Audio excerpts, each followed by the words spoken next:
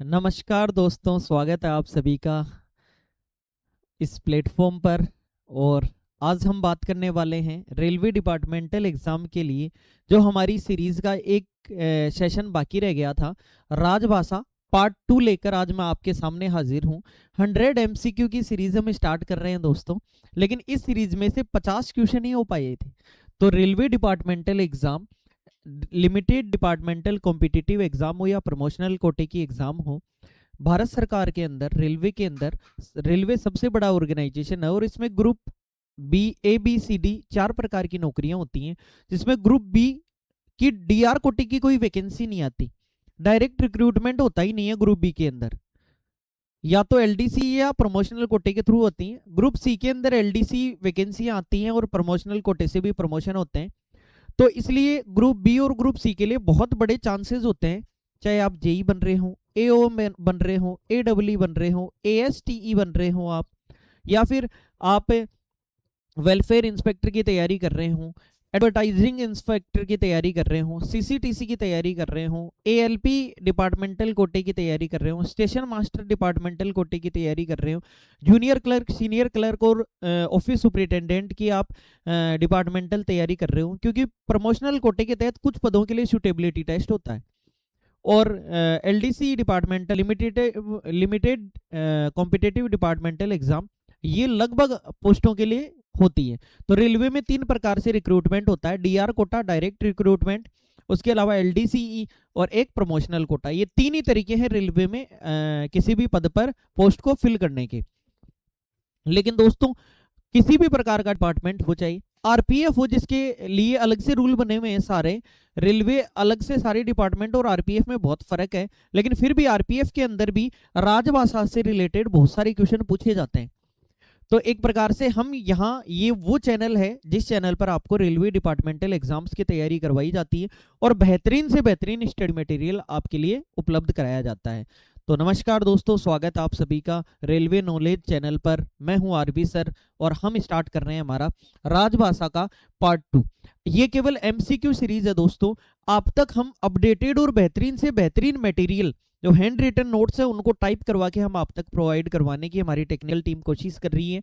Team बाकायदा जो भी आपको स्टडी मटेरियल चाहिए आपके लिए दोस्तों, हम फिर से कह देते हैं, contact for study material for railway departmental exam, LDC या प्रमोशनल कोटे की एग्जाम हो, ओनली व्हाट्सअप करिए इस नंबर पर। अगर आप व्हाट्सअप करते हैं तो ओनली आप इस नंबर पर व्हाट्सअप करिए, ये वाला 7014682229। मतलब कुल मिला के इस नंबर पर आप व्हाट्सअप करिए, अपना नेम जरूर लिखिए दोस्तों। हमें काफ़ी प्रॉब्लम आ रही है, हजारों की संख्या में स्टूडेंट्स को मैटर चाहिए और वो मैटर हमारी टीम प्रोवाइड करवा रही है, लेकिन उन्हें नेम जरूर चाहिए कि किस कैंडिडेट को हमने, किस एम्प्लॉय को हमने क्या मैटर प्रोवाइड करवाया। तो इसलिए हमें वहाँ प्रॉब्लम आ रही है। तो अपना नेम लिखिए, डेजिग्नेशन लिखिए, कौन सी एग्जाम के लिए आप प्रिपरेशन कर रहे हैं, क्या मटेरियल आपको चाहिए। बिल्कुल नॉमिनल चार्जेस पे आपको चीज़ें अवेलेबल कराई जाएंगी। Prepare smart and get promoted. धीरे धीरे हम आप तक बहुत बेहतरीन मैटर अवेलेबल कराएंगे दोस्तों। अब वो समय है जब रेलवे कर्मचारी भी दबेगा नहीं पीछे, निखर कर बाहर आएगा और निखर कर बाहर आके और अपनी जगह जहां उसे खड़े होना चाहिए वहां खड़े होगा या उससे बेहतरीन जगह खड़े होगा। रेलवे कर्मचारी किसी से कमजोर नहीं है दोस्तों, केवल ये मन की कमजोरी होती है जिसे मजबूती बनाकर हम बाहर निकलेंगे। हारा वही है दोस्तों जो लड़ा नहीं है, जो लड़ाई नहीं वो हारेगा और जो लड़ा है वो जीतेगा दोस्तों। तो रेलवे नॉलेज टीम आपके साथ है दोस्तों। आप लोगों ने बहुत प्रेम दिया, बहुत प्यार दिया, उसके लिए बहुत बहुत धन्यवाद। आप लोगों की जितना सराहना आप लोगों ने हमारे चैनल की है, उसके लिए हम कोटि कोटि तहे दिल से आपका धन्यवाद देता हूं मैं आप लोगों को। देरी ना करते हुए दोस्तों सीधा आते हैं। अगर स्टडी मटेरियल चाहिए तो आप यहाँ कांटेक्ट कर सकते हैं और सीधा हम हमारी बात पर आते हैं। और हमारा जो 50 क्वेश्चन की सीरीज है वो हो चुकी थी, 51 नंबर सीरीज है। शॉर्टकट में एक बार रिवीजन कर देता हूं सर। राजभाषा आयोग, सबसे पहले ये देखो हमारा संविधान कब बन के रेडी हो गया था, 1949, और ये 26 नवंबर को ही रेडी हो गया था। इसलिए 26 नवंबर को कॉन्स्टिट्यूशन डे, संविधान दिवस के रूप में मनाया जाता है। लेकिन इन्होंने ये सोचा कि कहीं 26 जनवरी वाले दिन की गरिमा कम ना हो जाए, इसलिए कॉन्स्टिट्यूशन को पूरा लागू ना करके कुछ आर्टिकल ही लागू किए, पूरा इन्होंने 20 जनवरी 1950 को लागू किया। तो कुल मिला के जब ये आंशिक लागू कर रहे थे, उसी तौर पर जस्ट इससे 2 महीने पहले सितंबर में 14 सितंबर 1949 को एक प्रकार से ये अधिवेशन आया, और अधिवेशन के अंदर भारतीयों के लिए एक प्रकार से हिंदी भाषा को अपनी राजभाषा के रूप में, देखो कई बार स्टूडेंट गलती कर देता है, राष्ट्रभाषा कर लेता है। राष्ट्रभाषा नहीं है दोस्तों, ये राजभाषा है, राष्ट्रभाषा नहीं है। क्या है? राजभाषा। क्या है? राजभाषा। क्या है? राजभाषा। और हमारी जो लिपि है ये देवनागरी होगी। अब सर इसके पीछे क्या कारण है? क्योंकि हम हिंदुस्तान के निवासी हैं, हिंदुस्तान, और हिंदुस्तान के निवासी हैं, हिंद के निवासी भी कहा जाता है, और हिंद के निवासी हिंदी ही बोलेंगे। इससे लोगों में एकता का भाव आता है। इससे लोगों में किसका भाव आता है? एकता का। और जब एकता का भाव आता है तो एक प्रकार से एक रहने के लिए, सभी को एक करने के लिए 14 सितंबर 1949 को हिंदी को राजभाषा के रूप में अपना लिया गया। इसीलिए हम 14 सितंबर को हर साल हिंदी दिवस मनाते हैं। कौन सा दिवस मनाते हैं? हिंदी दिवस। 14 सितंबर को हर साल मनाते हैं हिंदी दिवस। और इसके अलावा 14 सितंबर से लेकर 28 सितंबर तक एग्जैक्ट 14 दिन का ये राजभाषा पखवाड़ा चलता है। 14 डेज का राजभाषा पखवाड़ा हर साल, याद रखें। तो इस प्रकार से राजभाषा पखवाड़ा चलता है वर्तमान में। और क्या क्या बातें हमें पता होनी चाहिए, तो सारी बातें दोस्तों बहुत डीपली हम जानेंगे।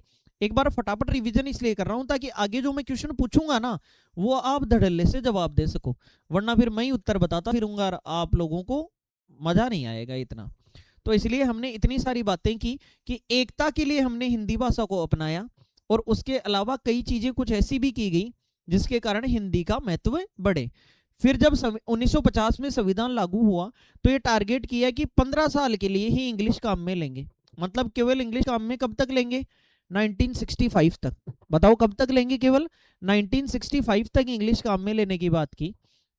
1951 में जो राष्ट्रपति है उन्होंने अब तक 3 बार हिंदी में काम करने के लिए आदेश जारी किए। 1951 में, 1956 में और एक बार 1960 में। ये 3 बार काम करने के लिए। अब सर टोटल कितने आर्टिकल के अंदर राजभाषा की बात की गई है? तो संविधान के भाग 22 है, उन 22 में से 17वें भाग में हिंदी की राजभाषा की बात की गई है। और ये जो 17वां भाग है ये आर्टिकल 343 से 351 तक है। बोलो क्लियर? इससे पहले 2 आर्टिकल में हिंदी की बात और होती है। 120 में तो संसद की कार्रवाई और 210 में विधानमंडल की कार्रवाई, विधानमंडल, इस प्रकार की बात की गई है दोस्तों। कल मैंने बात की थी कि 343 और 344 ये तो संघ से संबंधित है, केंद्र सरकार का काम और कार्यालय, और उनमें पत्राचार कैसे चलेगा। 3 प्रकार के राज्य बांट दिए, क, ख और ग क्षेत्र। क क्षेत्र वाले सारे हिंदी बोलेंगे, हिंदी भाषी हैं 100%। ख क्षेत्र वाले द्विभाषी हैं, जैसे गुजरात, महाराष्ट्र, पंजाब, 2 भाषाएं बोलते हैं, पंजाबी और हिंदी। गुजरात में गुजराती और हिंदी, महाराष्ट्र में मराठी और हिंदी। और जो गै क्षेत्र है वो कंप्लीटली इंग्लिश बोलने वाले हैं, जो 7 सिस्टर वाले और नीचे वाले साउथ वाले कुछ स्टेट। उसके बाद में 345, 346 और 347। सर ये सारे के सारे ही किसके बारे में रिलेटेड है? राज्य की भाषा, नई भाषा लागू करना, राज्य राष्ट्रपति से अनुमोदन लेके नई भाषा भी अपना सकता है।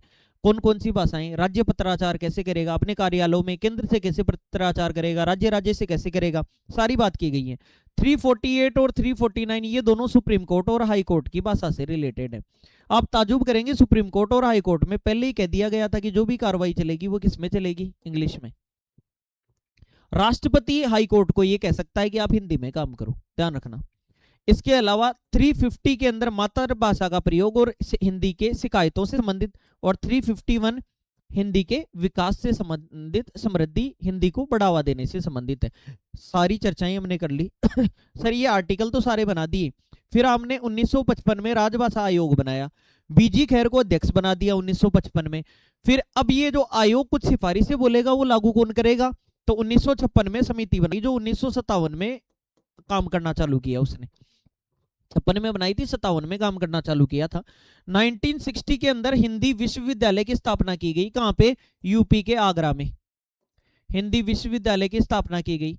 इसके अलावा आपको ये पता होना चाहिए कि 1963 में अधिनियम आ गया। इस अधिनियम में टोटल धाराएं कितनी थी? धाराएं भी थी। इसकी धारा 8 सबसे इंपॉर्टेंट है, ध्यान रखना। धारा 8 के तहत 1976 में रूल 12 लागू किए गए, जो एक से बढ़कर एक इंपॉर्टेंट है, वेरी इंपॉर्टेंट है, ध्यान रखना। 1963 के अधिनियम में संशोधन 1967 में किया गया। 1965 में जो हम वादा करके आए थे कि सब इन अंग्रेजी का यूज हम बंद कर देंगे, ये वाला, इसको धारा 3(3) के तहत 1963 की धारा अधिनियम की 3(3) के तहत बढ़ाकर अनलिमिटेड कर दिया गया 1967 के अंदर। धारा 3 तो 1965 की 65 में जुड़ी, 63 वाली, लेकिन 3(3) के तहत 1967 में अनलिमिटेड बढ़ा दिया। 1976 वाला जो नियम है, ये रूल 12 है, इसमें संशोधन कब हुआ? 1987 में हुआ, 2007 में हुआ और सर 2011 में संशोधन हुआ। और भी कई प्रकार के क्वेश्चन है दोस्तों, हमने लगभग लपेटने की कोशिश की है। हम पूरा प्रयास करते हैं कि आप तक सारी क्वेश्चन पहुंचे। तो इन क्लासों को आप देखना। और मैंने देखा है कि आप लाइक नहीं करते हैं। क्या कोई गिला शिकवा है क्या हमसे? अगर गिला शिकवा नहीं है तो फिर लाइक तो कर दो, हमें इसी से मोटिवेशन मिल जाता है। और बेहतरीन प्रयास हम आपके लिए कर रहे हैं। सॉरी, ये कैसे भाग गया? चलिए, तो हम आपके लिए बेहतरीन प्रयास कर रहे हैं। इरेज कर देते हैं एक बार। इस प्रयास में आप हमारा साथ दीजिए। तो अब सर, अब तक हमने लगभग बातें कर ली, और क्या क्या बातें बाकी रह गई वो ये 50 क्वेश्चन बताएंगे राजभाषा के बारे में।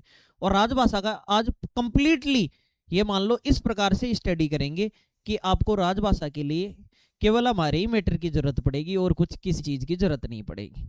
आपका पूरा मैटर कवर हो जाएगा। ठीक है दोस्तों, चलिए स्टार्ट करते हैं दोस्तों। एक बार मोटिवेशन के लिए लाइक और शेयर कर दो। स्टेटस पर लगाना चाहो तो स्टेटस पर लगा दो।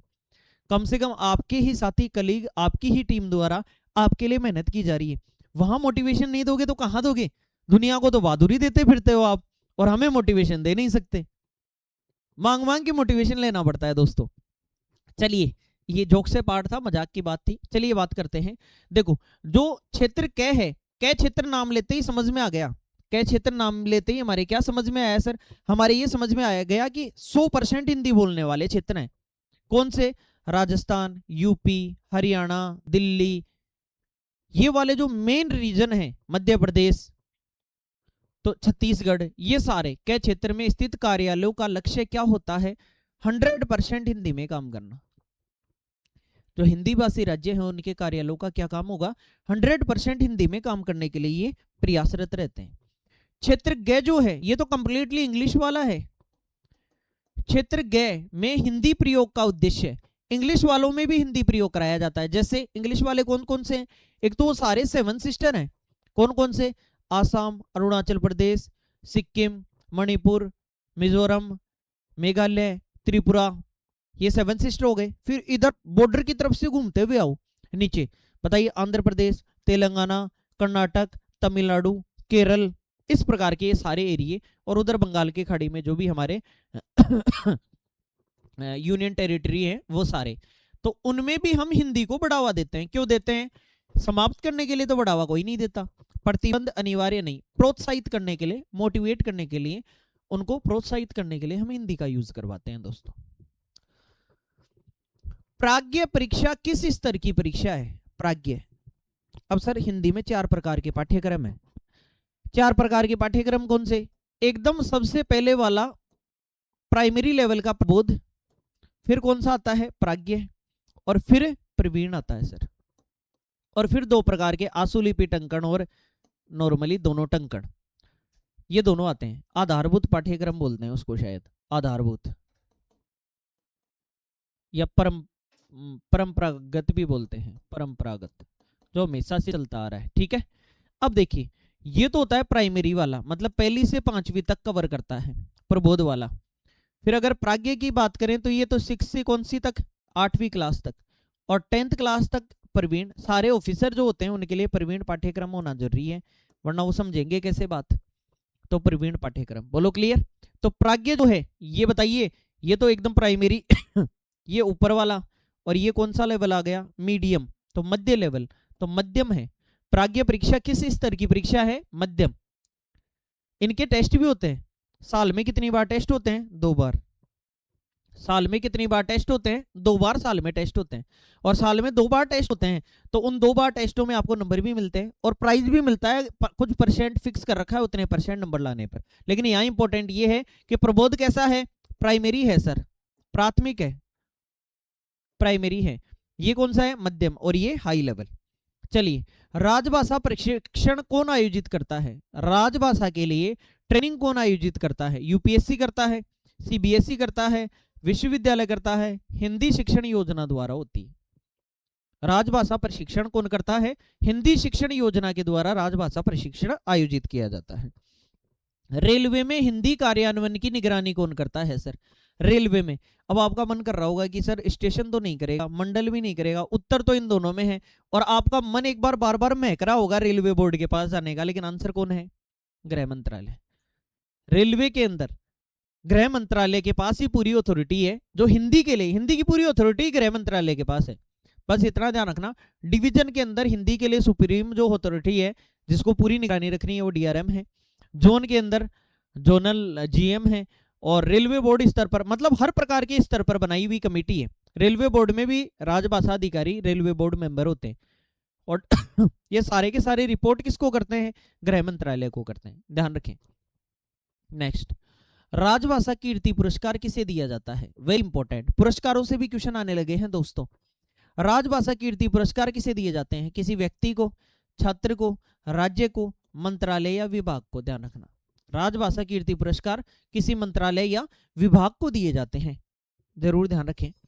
राजभाषा गौरव पुरस्कार किसके लिए है?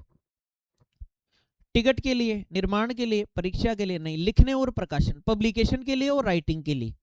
ये राजभाषा गौरव पुरस्कार है। कौन से पुरस्कार है? पिछला राजभाषा कीर्ति पुरस्कार, राजभाषा कीर्ति पुरस्कार किसके लिए था? मंत्रालय या विभाग के लिए। और राजभाषा गौरव पुरस्कार किसके लिए? लिखने या प्रकाशन के लिए। अब लिखते क्या क्या है इसके लिए? बाल गंगाधर तिलक पुरस्कार है, जो टेक्निकल पुस्तक लिखने के लिए मिलता है। एक मुंशी प्रेमचंद पुरस्कार है, जो उपन्यास लिखने के लिए या कोई पुस्तक लिखने के लिए मिलता है। एक मैथिली शरण गुप्त पुरस्कार है, जो किसी भी काव्य, कविता या पद्य को लिखने के लिए काम में लिया जाता है। ये सारे ऐसे हैं कि जिसमें फर्स्ट प्राइज को 10,000, सेकंड को 8,000 और थर्ड प्राइज विनर को 6,000 रुपए मिलते हैं। बोलो क्लियर? याद रख लेना। रेल मंत्री राजभाषा पुरस्कार किस स्तर पर दिया जाता है सर? किस स्तर पर? राज्य स्तर पर, निजी स्तर पर, अंतरराष्ट्रीय स्तर पर, केंद्रीय स्तर पर? रेलवे। रेल मंत्री राजभाषा पुरस्कार सेंट्रल लेवल पर दिया जाता है, लेकिन रेल मंत्री दे रहे हैं तो रेलवे के कर्मचारी को या रेलवे से रिलेटेड व्यक्ति को देंगे। रेल मंत्री राजभाषा शील्ड किसे दी जाती है? ये कल भी किया था दोस्तों हमने, अगर आपने वीडियो नहीं देखा है तो पहले वाली हम पिन कर देंगे कमेंट बॉक्स में, अब देख लेना। व्यक्ति, मंडल, कर्मचारी? नहीं, या तो जोन को, क्षेत्रीय रेलवे को शील्ड दी जाती है, या फिर जो प्रोडक्शन यूनिट है, उत्पादन इकाई है, वर्कशॉप वगैरह या आरडीएसओ वगैरह, जहां पर production, ICF integral coach factory हो गई, जहां वंदे भारत बन रही है, वो मॉडर्न कोच फैक्ट्री हो गई। कहाँ है मॉडर्न कोच फैक्ट्री? रायबरेली में है क्या? तो मॉडर्न कोच फैक्ट्री हो गई। कई प्रकार की चीजें हैं, तो कुल मिला के हमने यहाँ बात की। इसके अलावा अगर हम बात करें, राजभाषा पुरस्कार का उद्देश्य क्या है? तो राजभाषा पुरस्कार दंड देने के लिए पुरस्कार दे रहे हो, दंड थोड़ी दे रहे हो। परीक्षा, निरीक्षण, प्रोत्साहन के लिए है सर राजभाषा पुरस्कार। आपको प्रोत्साहन मिले कि आप हिंदी में काम करें, लोगों तक हिंदी को बढ़ाएं। धीरे धीरे लोग अंग्रेजी को ज्यादा अपनाने लग गए, लेकिन शुरू में संविधान में 15 साल के लिए अंग्रेजी को जगह थी। फिर कुछ राज्य भाग भाग कर आए, तमिलनाडु, ये सारे, ये कह रहे हैं या तो हम स्थानीय भाषा जानते हैं तमिल या फिर इंग्लिश। अब बताओ बात किसमें करें? अब अपने उत्तर वाले जितने भी, उत्तर भारत के जितने भी स्टेट थे वो हिंदी जानते थे, तो या तो वो हिंदी सीखे तमिल वाले लोग, लेकिन वो अड़ गए कि तुम ही तमिल सीख लो ना तो इसलिए मामला फिर पेचीदा हो गया, तो फिर इंग्लिश को अलाउ करना पड़ा। अब देखिए, रेलवे में हिंदी पखवाड़ा कब मनाया जाता है सर? ये तो वही सवाल आ गया सर। सितंबर में मनाया जाता है। कब से मनाया जाता है? कंफ्यूजन सबसे बड़ा बता दूं क्या कंफ्यूजन कहां आता है? सबसे बड़ा कंफ्यूजन कि आपके पास 1 से 14 सितंबर भी डेट होगी, और 14 सितंबर से लेकर 28 सितंबर भी डेट होगी। अब सर मामला तो यहां फंसेगा, और आधे लोग गलत करके आ जाएंगे। ये 10 नंबर जो फ्री के होते हैं ना, 10 क्वेश्चन, ये फ्री के नंबर भी कटवा के आ जाओगे। तो सर 14 सितंबर से पहले तो आप ये मान लो कि पता ही नहीं है कि हिंदी दिवस भी है क्या। जैसे ही 14 सितंबर आया पता लगा अच्छा हिंदी दिवस है, चलो पखवाड़ा मना लेते हैं। तो बताओ कब से कब? 14 सितंबर से 28 सितंबर। वरना तो दोस्तों गलत कर दोगे, 1 से 14 सितंबर करोगे आप। लेकिन आप तो ऐसे रट लो, ऐसे याद कर लो। कैसे लर्न करोगे आप कि 14 सितंबर से पहले तो लेना देना ही नहीं है, ध्यान ही नहीं था हिंदी दिवस भी है क्या। जैसे ही 14 सितंबर आया अच्छा हिंदी दिवस है, चलो पखवाड़ा मना लेते हैं, तो आगे मनाएंगे। बोलो clear? Very important, very important, very very important. और हिंदी दिवस कितनी तारीख को हर साल? 14 सितंबर को हिंदी दिवस मनाया जाता है। हिंदी पखवाड़ा की अवधि कितने दिन चलेगा सर? 14 डेज चलेगा। पखवाड़ा यानी सप्ताह यानी 7 दिन, पखवाड़ा यानी 14 दिन, 14 दिन चलता है। राजभाषा के अंतर्गत अनुवाद का मुख्य उद्देश्य क्या है? अनुवाद करना, समय नष्ट करना, केवल हिंदी, केवल अंग्रेजी, या फिर द्विभाषिकता सुनिश्चित करना। एक प्रकार से यही अनुवाद है। राजभाषा के अंदर अगर कोई चीज ये लिखा हुआ है कि अनुवाद बताइए, मतलब कोई चीज अंग्रेजी में लिखी हुई है तो अनुवाद यानी हिंदी में, और हिंदी में लिखी हुई है तो इंग्लिश में। तो अनुवाद का मतलब दोनों भाषाओं में स्पष्ट करना, यही अनुवाद का मतलब है राजभाषा के अंदर। जैसे कोई आदमी अंग्रेजी में पढ़ा जा रहा है, पढ़े जा रहा है, खूब पढ़ रहा है अंग्रेजी के अंदर। अब बताइए लास्ट में आप क्या बोलोगे? अरे अनुवाद तो कर दो महाशय। तो अनुवाद का मतलब क्या हो गया? अंग्रेजी को किस में बता दो? हिंदी में बता दो। तो अनुवाद का मतलब दोनों भाषा, द्विभाषिकता सुनिश्चित करना, यही अनुवाद है। द्विभाषिक रूप से जारी किए जाने वाले दस्तावेज कौन से हैं? द्विभाषी निजी पत्र, आप किसी भी भाषा में लिखो निजी पत्र, पर्सनल लेटर है आपका। परीक्षा पत्र नहीं, विज्ञापन नहीं, कोई जरूरी नहीं है। आदेश और अधिसूचना जो भी होंगे, अर्थात रेलवे कार्यालयों से जो भी ऑर्डर मिलेंगे या फिर भर्तियों के जो भी नोटिफिकेशन निकलेंगे, वो सारे के सारे ही बताइए कौन से भाषा में होने चाहिए? द्विभाषा में होने चाहिए। क्यों? क्योंकि 1965 में जब वो तिथि आ गई कि अब अंग्रेजी को बंद करो और हिंदी का यूज करो, तब ये कई राज्य खड़े हो गए।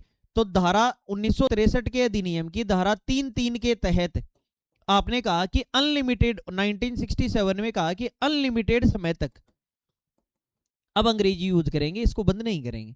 और जब अनलिमिटेड समय तक अंग्रेजी आप यूज करोगे, उस समय एक बात और बोली राष्ट्रपति ने कि ये जो 14 डॉक्यूमेंट्स है ना, 14 दस्तावेज है, ये 14 दस्तावेज तो अनिवार्य रूप से बाइलैंग्वेल होंगे। बाइलैंग्वेल का मतलब क्या हुआ? द्विभाषी होंगे, दो भाषाओं में होंगे, हिंदी अंग्रेजी। बोलो क्लियर? तो ये 14 दस्तावेज, अब उन 14 दस्तावेजों में एक क्या था? ऑर्डर या नोटिफिकेशन। आपकी एलडीसी एग्जाम का नोटिफिकेशन निकला होगा तो अंग्रेजी में भी रहा होगा और हिंदी में भी। ये तो आजकल गौर नहीं करते, वरना आप शिकायत भी कर सकते हो राजभाषा आयोग के अंदर जाके कि साहब सरकारी कार्यालयों में अंग्रेजी में चीजें हो रही हैं। दोनों में होनी चाहिए, द्विभाषी होनी चाहिए। संसद में सदस्यों को मातृभाषा बोलने की अनुमति कौन देता है? तो मुझे एक बात बताओ, संसद के अंदर 3 पार्ट हैं संसद के, कभी भी क्वेश्चन आए तो। एक तो लोकसभा, एक राज्यसभा और एक प्रेसिडेंट राष्ट्रपति, ये 3 पार्ट हैं। कोई भी कानून तभी बनेगा जब इससे पास हो जाए, इससे पास हो जाए और राष्ट्रपति के साइन हो जाए। संसद का मतलब ये दोनों ही नहीं है, ये तीनों हैं।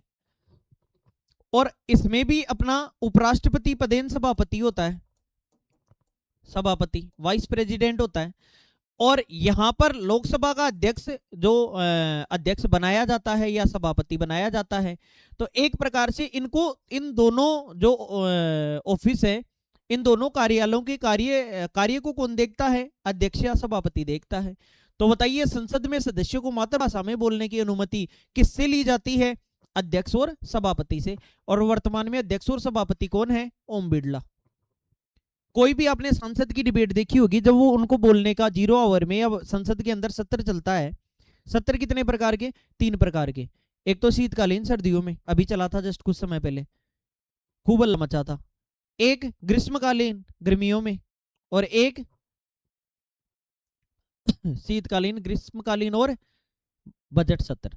बोलो क्लियर? बजट सबसे बड़ा बजट सत्र होता है, क्योंकि उसमें बजट पेश किया जाता है, बीच में क्वेश्चन बनाने के लिए सामने वाले विपक्षी सांसदों को या अपने ही सांसदों को मौका दिया जाता है ताकि वो क्वेश्चन करें। तो कुल मिला के जो भी सदस्य बात करेगा वो किससे पूछ के करेगा? अध्यक्ष या सभापति से करेगा। वहां राष्ट्रपति यही नहीं, मौजूद नहीं है, सभा के अंदर मौजूद नहीं है। तो मातृभाषा में बोलने की, कई बार आपने शिव विधायक देखा होगा, रविंद्र सिंह भाटी, उन्होंने भी विधानसभा के अंदर बोलने की कोशिश की तो कहते हैं अध्यक्ष महोदय मैं अपनी मातृभाषा में बोलने की कोशिश करता हूं। तो ऐसा बहुत सारे विधायक ऐसा करते हैं या फिर बहुत सारे सांसद करते हैं। तो संसद में किससे पूछेंगे? अध्यक्ष या सभापति से पूछेंगे। याद रखें दोस्तों। राज्य विधानमंडल में मातृभाषा में बोलने की अनुमति कौन देता है? राज्यपाल, मुख्यमंत्री, सचिव, जो पीठासीन अधिकारी है। जिस प्रकार से लोकसभा अध्यक्ष होता है, सभापति होता है, वैसे ही विधानमंडल के अंदर कौन होता है? पीठासीन अधिकारी, जो बैठा होगा। पीठ यानी स्थान, और स्थान पे बैठा हुआ जो अधिकारी है उससे अनुमति मांगनी पड़ेगी। उच्चतम न्यायालय की भाषा क्या है सर? Very important. ये सवाल हजारों बार परीक्षाओं में पूछा गया है और दोस्तों गलत करके आते हो। सुप्रीम कोर्ट, हाई कोर्ट की हमने पहले ही बात की। 343 और 344 किसमें? संघ की भाषा, सेंट्रल गवर्नमेंट। 345, 346 और 347 किसकी भाषा? राज्य की भाषा, स्टेट गवर्नमेंट। 348 और 349 ये किससे रिलेटेड है? सुप्रीम कोर्ट और हाई कोर्ट से रिलेटेड है। और इन दोनों के अंदर ही जो भाषा होगी वो कौन सी यूज ली जाएगी? इंग्लिश। बोलो क्लियर। तो भाषा यहाँ पर कौन सी? उच्चतम न्यायालय की भाषा कौन सी है सर? अंग्रेजी भाषा है। याद रखना, आपने सोचा होगा उच्चतम न्यायालय की तो हिंदी रही होगी। संसद की कौन सी है? संसद आर्टिकल 120 और विधानमंडल आर्टिकल 210। या तो हिंदी या अंग्रेजी या द्विभाषी भी कर सकते हो। चलिए, उच्च न्यायालयों में हिंदी के प्रयोग की अनुमति कौन देता है? उच्च न्यायालयों के लिए, तो उच्च न्यायालयों के लिए हिंदी के प्रयोग की अनुमति कौन देता है? राष्ट्रपति देता है। सर्वोच्च न्यायालय नहीं, राज्यपाल नहीं, संसद नहीं, राष्ट्रपति देता है। बताइए कौन देता है? राष्ट्रपति। याद रह जाएगा। Very good. रेलवे किस प्रकार का सरकारी विभाग है? कैसा सरकारी विभाग है? राज्य, निजी, प्राइवेट है क्या? स्वायत्त है क्या? नहीं, केंद्रीय है, सेंट्रल गवर्नमेंट का ऑर्गेनाइजेशन है। रेलवे कैसा है? सेंट्रल गवर्नमेंट का ऑर्गेनाइजेशन है दोस्तों। रेलवे पर कौन सा अधिनियम लागू होता है? बताइए, राजभाषा का कौन सा? केवल राज्य के नियम, विश्वविद्यालय अधिनियम, पंचायत अधिनियम, राजभाषा अधिनियम 1963, जिसके अंदर संशोधन 1967 में हुआ। और इसकी धारा 8 के तहत, धारा 8 के तहत आगे बहुत इंपॉर्टेंट 1976 में नियम बने, रूल 12 बने। कितने रूल बने? रूल 12 बने, जिनमें रूल 8, 9, 10, 11, 12 बहुत इंपॉर्टेंट है ये सारे। और क्या कह सकते हैं, इसके अंदर संशोधन हुआ 1987 में, फिर 2007 में और फिर 2011 में ये संशोधन हुए।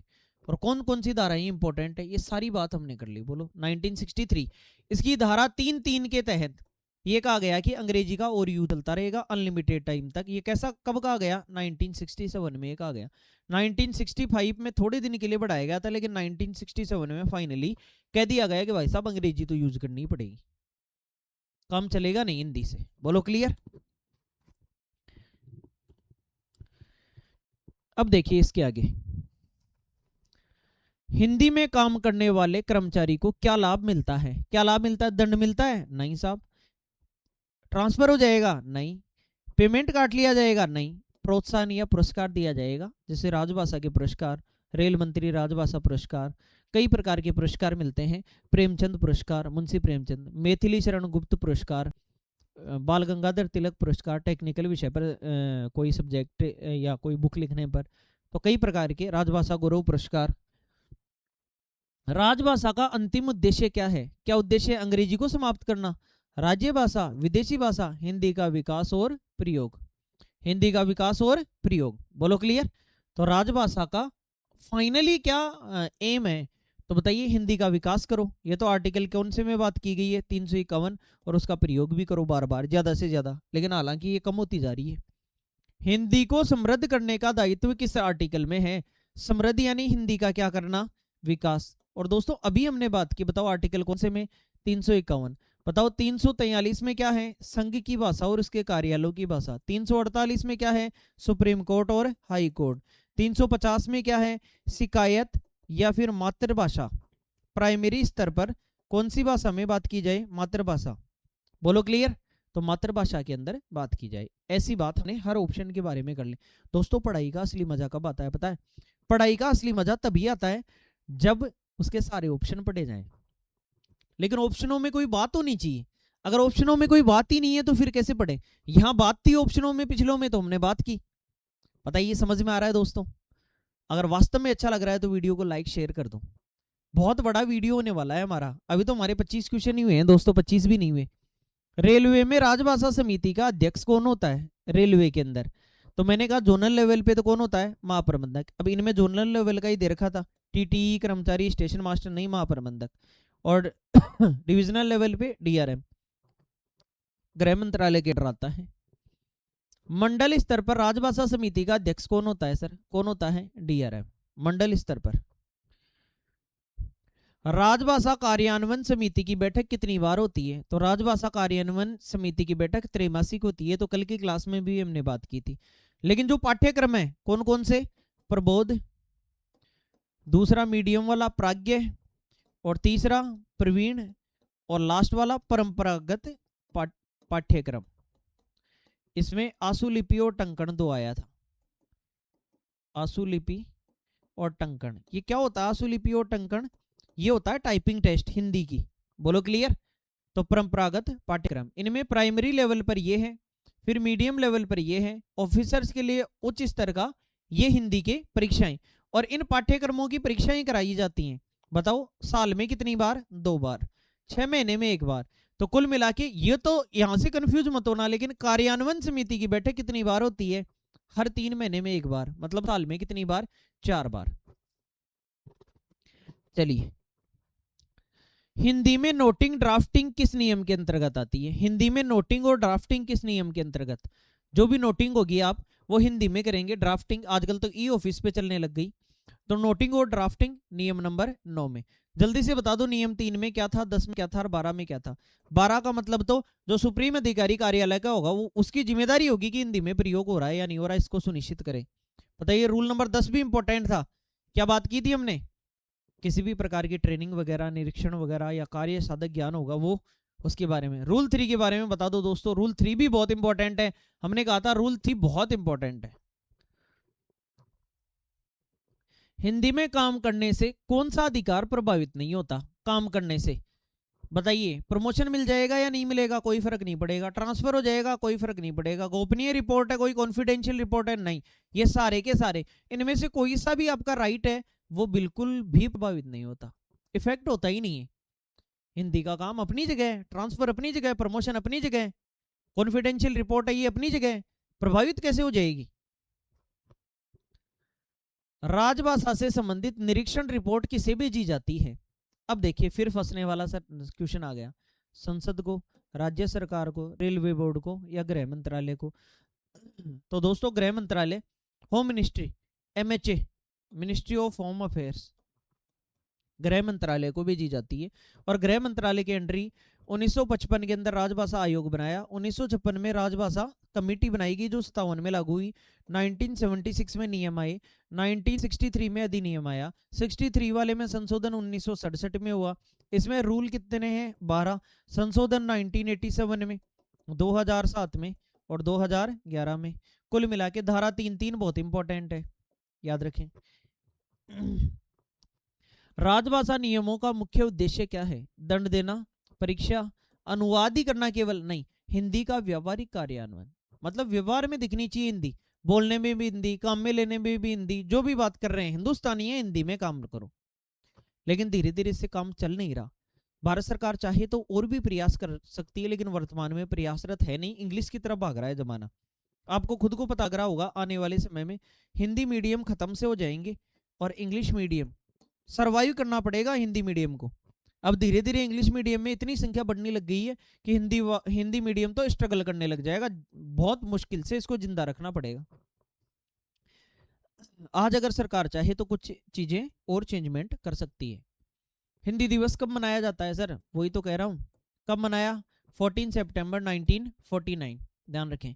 तो ये 14 सितंबर को हिंदी दिवस मनाया जाता है और 14 सितंबर से 28 सितंबर तक राजभाषा पखवाड़ा मनाया जाता है, याद रखें। हिंदी दिवस किस उपलक्ष्य में मनाया जाता है? अधिनियम, आयोग गठन, संशोधन, संविधान सभा द्वारा हिंदी स्वीकार की गई। जो हमारी संविधान सभा थी, 389 मेंबर थे उसके। पहले आम चुनाव 1951 में हुए, उससे पहले के डिसीजन उस संविधान सभा ने, कॉन्स्टिट्यूशन असेंबली ने लिए और 389 मेंबर थे उसके अंदर। उन्होंने अपनाया 14 सितंबर 1949 को कि हिंदी उनकी संविधान सभा द्वारा हिंदी को स्वीकार किया गया, तो हिंदी दिवस मनाने लग गए। राजभाषा अधिनियम संसद द्वारा किस वर्ष पारित किया गया? सर यही तो मैं चिल्ला चिल्ला के कह रहा हूँ कि 1963। अधिनियम कब आया? 1963। और इसकी धारा 8 के तहत, इसमें कितनी धाराएं हैं दोस्तों? कमेंट बॉक्स में कमेंट डाल दो फटाफट। धारा 8 के तहत क्या किया गया? 1976 के वो इंपॉर्टेंट रूल, 12 रूल वो लिख दिए गए जो आज तक काम आते हैं। राजभाषा नियम किस अधिनियम से जुड़े हुए हैं? तो कौन से हैं नियम? सारे ये नियम उनकी बात कर रहा है 1976 के 12 रूल। ये 12 के 12 रूल कौन से अधिनियम से हैं? 1963 का अधिनियम।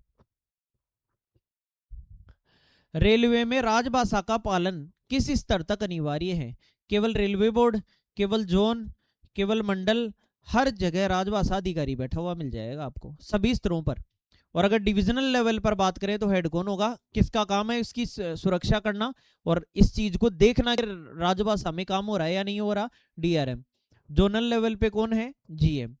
ये अपनी रिपोर्ट या इनको कौन टेक ओवर करता है? एमएचए करती है, मिनिस्ट्री ऑफ होम अफेयर्स। साल में कितनी बार राजभाषा समिति की बैठक होती है? त्रैमासिक होती है सर, हर 3 महीने से एक बार। और ये जो पाठ्यक्रम है ये कितनी बार परीक्षाएं होती हैं? 6 महीने में एक बार, साल में 2 बार।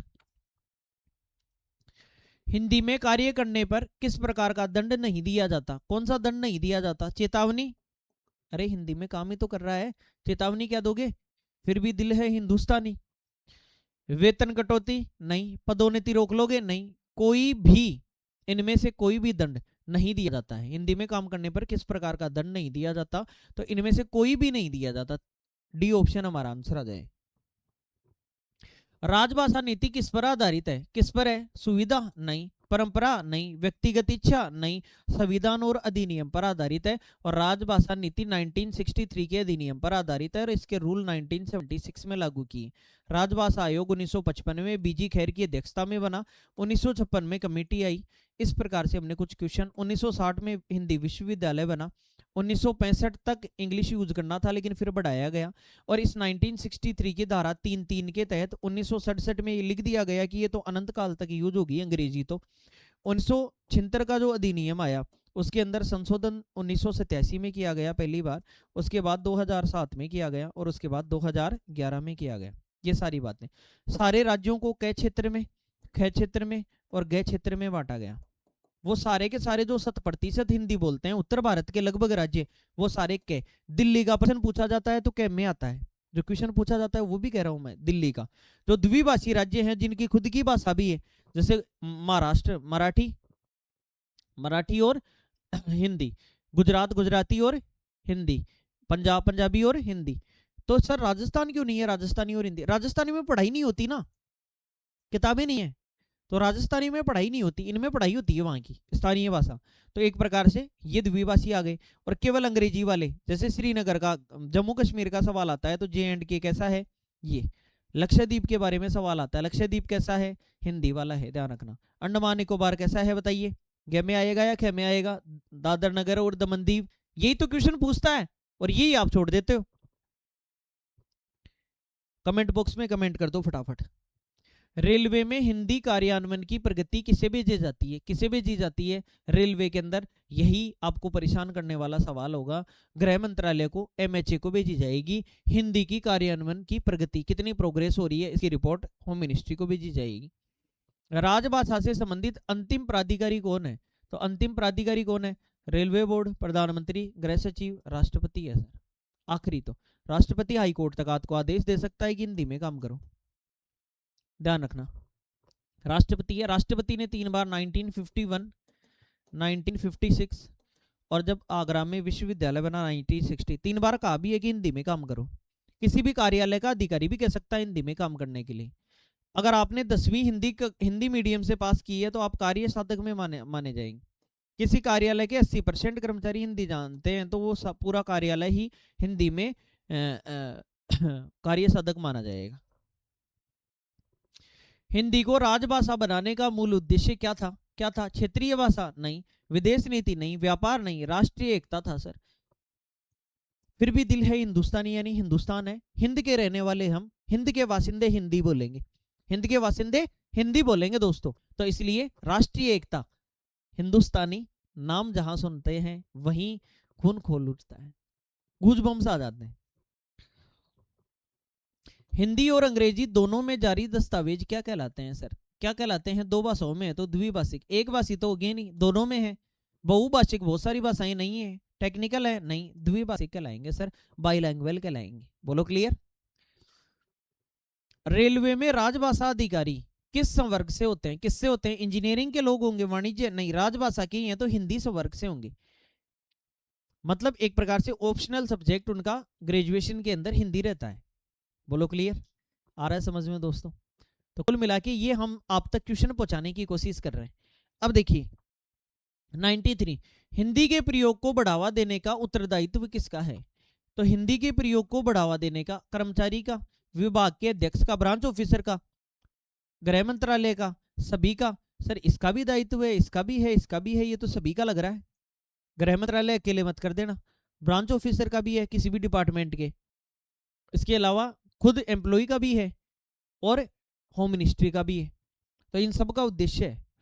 हिंदी को संघ की राजभाषा कब घोषित किया गया? सर 14 सितंबर 1949।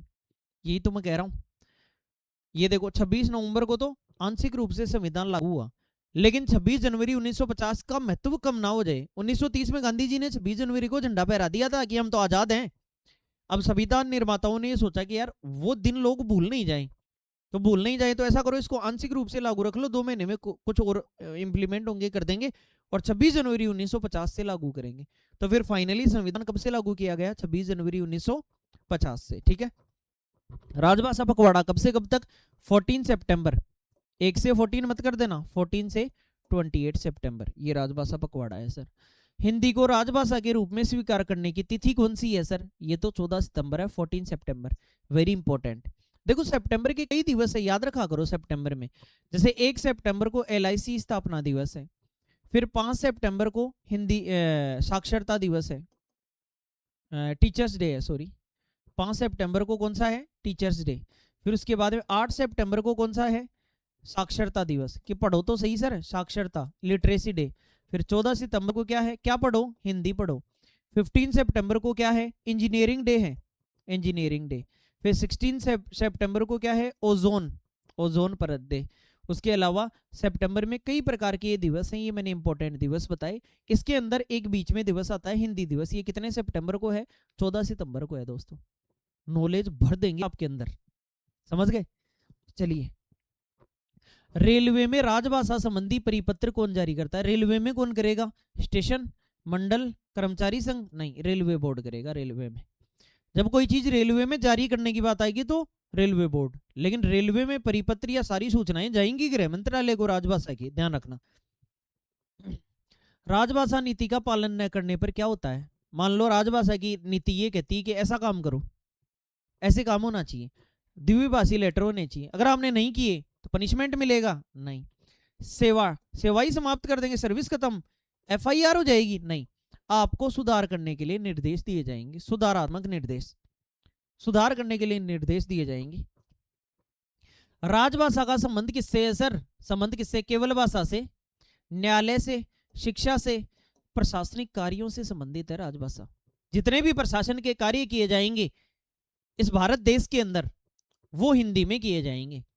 लेकिन फिर धीरे धीरे चेंजमेंट आता गया और आजकल खुले में इंग्लिश चल रही है। सेकंड लास्ट क्वेश्चन है दोस्तों, राजभाषा हिंदी का प्रयोग किसके लिए अनिवार्य नहीं है? किसके लिए जरूरी नहीं है?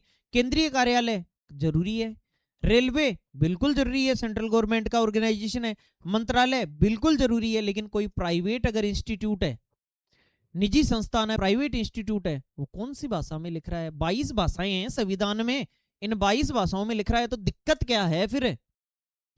क्या इन 22 भाषाओं में अंग्रेजी भी है क्या? एक तो मैं आपसे ये क्वेश्चन पूछ रहा हूं। और दूसरा, शुरू में जब संविधान बना था और 395 आर्टिकल लागू किए थे, उस समय केवल 14 भाषाएं ही थी। और भाषाओं की बात अनुसूची कौन सी में बात की गई है? तो शेड्यूल 8 में भाषाओं की बात की गई है। शेड्यूल 8 में 7 में शक्तियों का विभाजन और 8 में भाषाओं की बात की गई है। 14 भाषाएं थी और वर्तमान में कितनी है? 22। सर ये कहां से आ गई? 8। तो सबसे पहले सिंधी भाषा जोड़ी गई 1967, सिंधी। सिंधी के बाद 91 में नमक जोड़ा गया। नमक, नमक यानी नेपाली मणिपुरी कोंकणी, नेपाली मणिपुरी कोंकणी, बोलो मेरे साथ, नेपाली मणिपुरी कोंकणी, नेपाली मणिपुरी कोंकणी। 4 भाषाएं हो गई, 3 और 1 4। उसके बाद में मैथिली, संथाली, डोगरी, बोडो।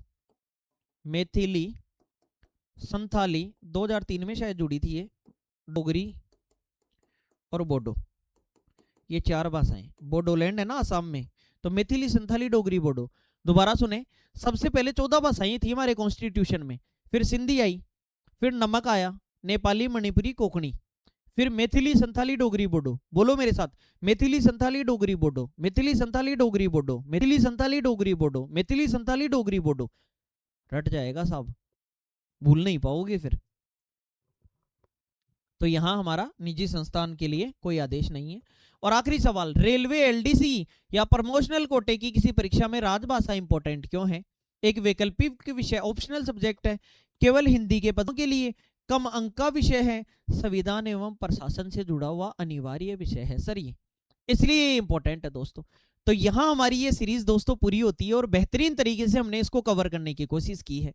आप सभी इस क्लास के लिए जुड़े, आपका बहुत बहुत धन्यवाद। आपको बहुत आनंद आने वाला है इन एमसीक्यू सीरीज में, और भी हम कई प्रकार के क्वेश्चन आपके लिए लाने वाले हैं। जो भी टॉपिक आपका कवर नहीं, आप हमें बताइए तो सही, हम खोल के ना रख दें आपके सामने उस टॉपिक के एक एक पॉइंट को, तो आप हमें कह देना। तो दोस्तों ये था हमारा राजभाषा 100 एमसीक्यू सीरीज। मैंने मेरे वादे के मुताबिक आप तक सारे क्वेश्चन पूछाए। कल की क्लास में हमने राजभाषा पार्ट 1 दिया 50 क्वेश्चन का, और उसी से बेहतरीन लेवल से हमने राजभाषा पार्ट 2 दिया। ये सारे एमसीक्यू थे, इनकी थ्योरी भी हमारे पास है और भी बेहतरीन तरीके से।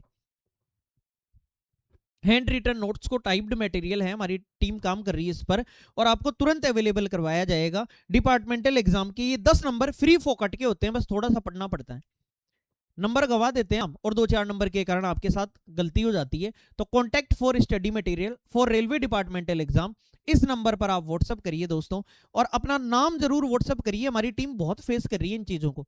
हजारों स्टूडेंट जो मटेरियल मांग रहे हैं, हम मटेरियल प्रोवाइड तो करवा रहे हैं, लेकिन दिक्कत ये आ रही है कि उनका हम नाम सेव नहीं हो पा रहा। केवल आप लिख देते हैं ये वैकेंसी, ये सिलेबस है। 3 काम जरूर करिए, अपना नाम, अपना डेजिग्नेशन, किस पद के लिए आपको काम चाहिए, सिलेबस भेज दो दोस्तों, क्योंकि कई बार कई डिवीजन के लिए सिलेबस अलग हो जाता है, कई पोस्टों का किसी जोन में अलग है, किसी जोन में अलग है, तो इसलिए ज्यादा डिफरेंस नहीं है, लेकिन 1-2% भी हम रिस्क नहीं लेना चाहते, हम एक्यूरेट मैटर आप तक पहुंचाना चाह रहे हैं। तो दोस्तों इस वीडियो को देखिए, अगर prepare smart and get promoted, फटाफट शानदार और जल्दी से अपना प्रमोशन ले लो, और प्रमोशन लेकर आगे बढ़ो दोस्तों। इस प्रकार से अगर आप चैनल पर नए हैं तो सब्सक्राइब कर लो, लाइक कर दो वीडियो को, और फैला दो, धूम मचा दो। एक प्रकार से बेहतरीन तरीके से दोस्तों हमने ये सेशन पूरा किया। फिर मिलेंगे दोस्तों, मैं हूं आरवी सर, और रेलवे नॉलेज चैनल पर आपका साथी। ये मेरा चैनल नहीं है, ये हमारा चैनल नहीं है, ये हम सब पूरी टीम के साथ, आप लोग भी इसका हिस्सा हैं, आप लोग भी इसका समर्थन करते हैं। थैंक यू सो मच दोस्तों। फिर मिलेंगे नए वीडियो में नई ऊर्जा और उमंग के साथ, फिर दिखेंगे हम किसी नए अंदाज के साथ। जय हिंद, जय भारत दोस्तों।